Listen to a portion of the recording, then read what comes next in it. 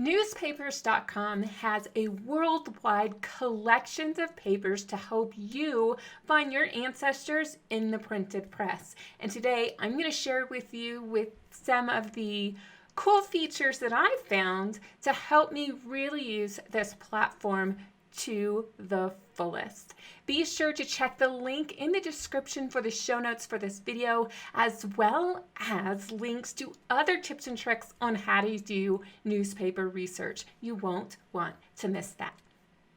One of the first questions people ask when they're trying to decide which newspaper platform to go with is, does this platform have the newspapers in the area I am researching?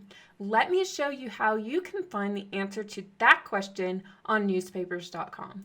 The way to find the answer to what newspapers.com has for the area I'm researching, click on this menu drop down and then click on Browse. And then you can go and select a country. So for our Irish viewers, let's go ahead and click on Ireland and click on Dublin. And then we're going to select a newspaper. How about the Irish People? And there are the years, and here are the months. And then we can see the editions, and it looks like it's just one edition there. Go back and let's go, this one, the Irish Felon, 1848, June. And here are the pages for that edition. For our Australian viewers, click on Australia. There's only one newspaper option, but there are many years, very recent in fact. March, and notice here there are a number of dates. March 1st, and it seems like it's daily until March 31st. It's down off the screen there. But you can click on that and then you get to the actual pages. And of course, the United States. So all 50 states.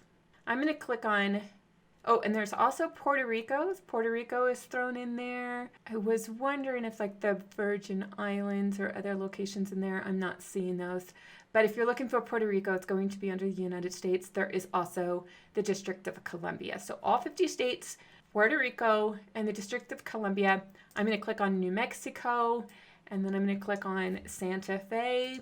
And what's really neat about this collection is we have both Spanish and English papers. So here's El Nuevo Mexicano.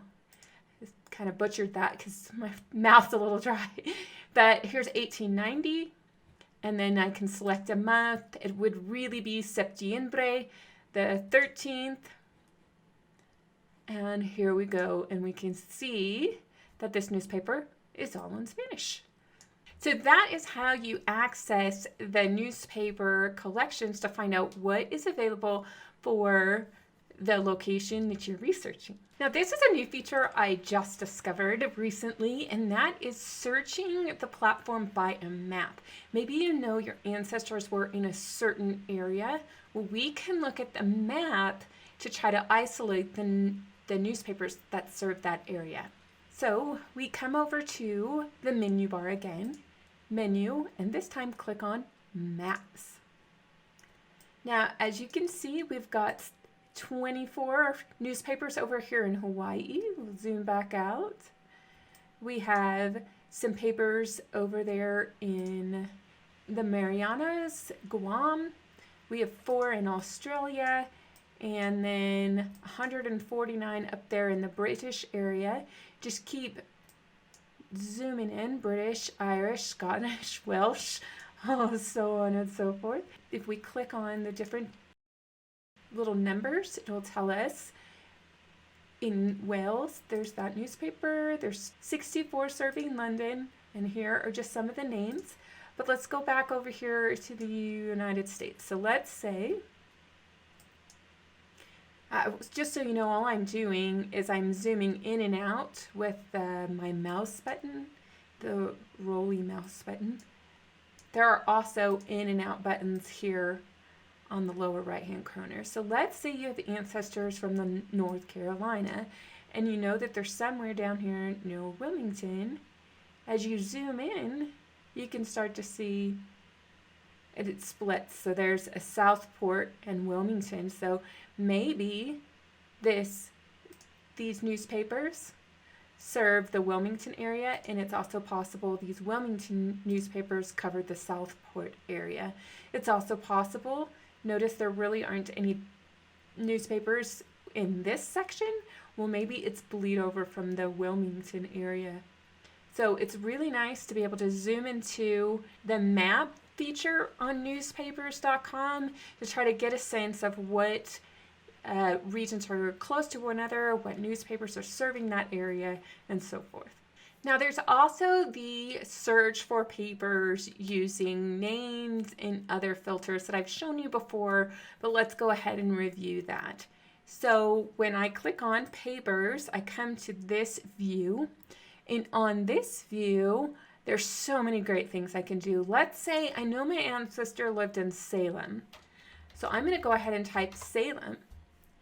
Now, there's Salem, Nebraska, North Carolina, Oregon, Peabody, Kansas, Illinois, Missouri, and that is helpful. There's lots of different locations where Salem can be, but notice there's also the map. So let's say I really want Salem in New York. It's surprising that I don't see Massachusetts. Let me click on Massachusetts. Maybe it's just so tiny. The Salem. So there's no newspaper showing up for Salem, but I can click on New York, and now I have the Washington County Post for Salem, New York. So that's a way to help you if you have a newspaper town that you know of, but you're not exactly sure where that town is located. It's a great strategy to use that there. So if you ever want to come out of a filter, just X out of it. And now you're back to the major location. I can click on North Carolina, and then I'll only see the 23 papers from North Carolina. Now I can also click on new and updated, and it will tell me which ones are updated recently. So that's pretty handy.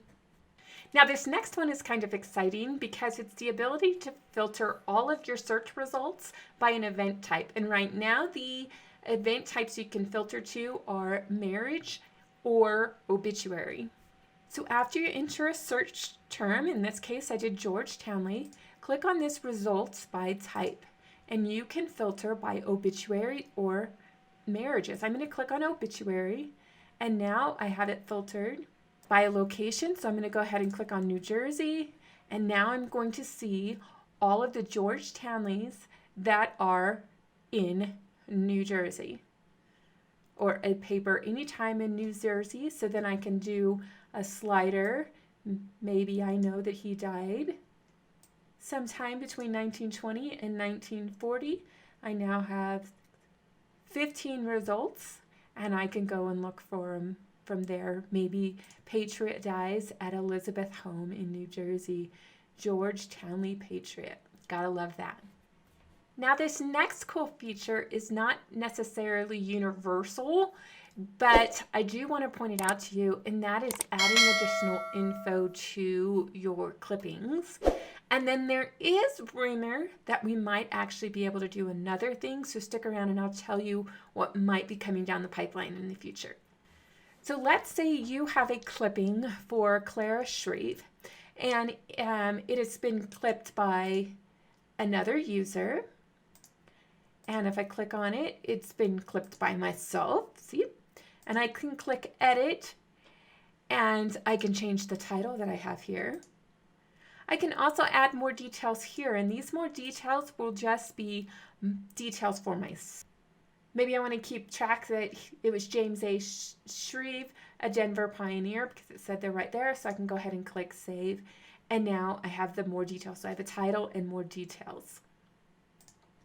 Now if you click on it again, and if you see obituary or maybe marriage, what that is the index from newspaper to ancestry.com, and then when I click on the name, I'm going to see that extraction, that ancestry and newspaper working together created for this relative. So I can see all the things that were pulled out, that extraction. If there's a problem, I can go through here. It's not an obituary, contains text from another article, some other feedback that I can give, but I can also add additional or alternate information. So let's say the name was misspelled, or there's another initial from other entries within the same article. Maybe it was Clara A. Shreve. We can click on that. There is the first name, last name, maiden name. So maybe I wanted to put here that name. If there's a maiden name, I can put that in there. If there's a suffix, maybe there's a junior, senior, I can put that in. And then I can mark what type of reason I have for changing this information. So that's one thing I could do. If the residence was wrong, I can go in here and I can change the residence, or I can actually make it say Denver, Colorado, or maybe I even knew the county and I could put that in there. So I can click that on other just because I want to make it more complete. And that way when I transfer this information over to Ancestry, it's more complete. And then I can add an additional fact. I can add a personal fact, a birth, a marriage, a death, or a burial fact if it's not already showing up in the transcription, but it was showing up in the article. And I can go through. This fact was not transcribed. Additional information not mentioned in the obituary. If it's not mentioned in the obituary, I'm actually going to caution you not to add that information. That's what your family tree is for. But if there's information in that transcription and you want to highlight it, go ahead and add it there. Now let's say the marriage was mentioned in the article. I can go ahead and type in the date. So let's say it was 12/1/1919. I can go ahead and type it. I can use the calendar as well.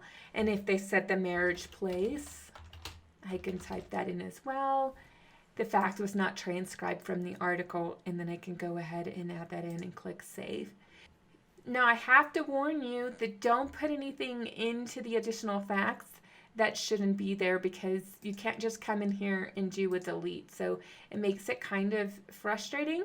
So don't add any dates if it's not in the article. Now the final feature seems to be coming or temporarily paused or available on some articles but not others. And I'm still waiting for the answer as to why that's supposed to be. But this is going to be really, really neat. And that is, we will be able to edit and improve some of the OCR scans. And as you know, newspapers, they are scanned by scanner, and then the text is turned into text, and sometimes it's gibberish. And if you've seen my video and my blog post about how to work around OCR problems, you know what I'm talking about. So in the near future, we will be able to edit the transcript from the OCR scans. I just haven't been able to really figure out on every article how to do that consistently. So I think it's still in the works. So if you want that feature, let me know in the comments below so I can send that over to newspapers.com and say, hey, my viewers would really like that cool feature. To learn more on how to use newspapers.com, be sure to check the playlist up above. And if you want something selected specifically for you, check out isn't exactly universal.